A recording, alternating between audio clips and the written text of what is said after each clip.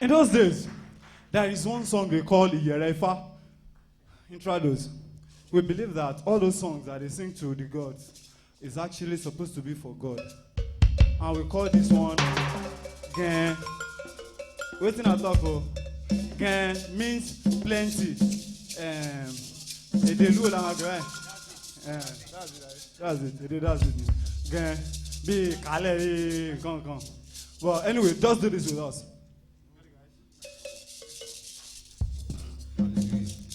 Okay. Ọba mímọ́ lọ́ba tá a ní.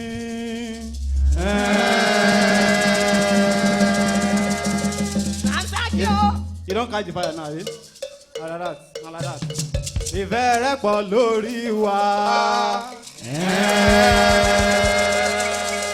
Na so na. Ó wá sáyé láti wá kú fún wa ni. Ó fi pò ọba sílẹ̀, ó wá ṣe bí ìránṣẹ́. Àtàyànyàn tàyìnyìn tí ń ṣiṣẹ́ ìmọ́lẹ̀. Kábíyèsí o! Kábíyèsí o! Ṣebí sórí oore tó ṣe fún àlà, á ṣe ń dúpẹ́. Àní sórí oore tó ṣe fún àlà, á ṣe ń yọ̀ o. Nítorí oore tó ṣe fún àlà á ṣe ń kọrin.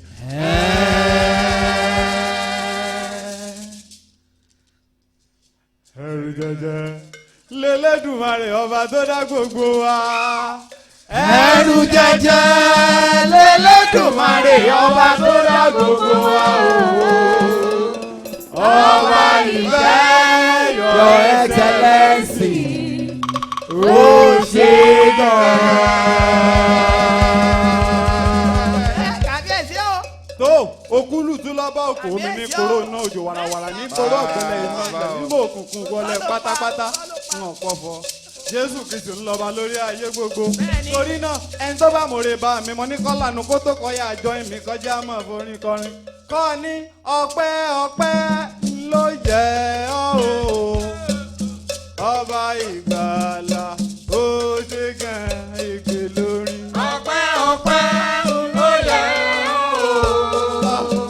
Ọba ìgbàlà ó ṣe gan. Mi ò mú jó mi dání ni mi ọba yín babaládé. Ọpẹ́ ló yẹ ọ́ o bá mi àgbà. Ọba ìgbàlà ó ṣe gan ègbè lórí. Ọpẹ́ ló yẹ ọ́ bá mi àgbà.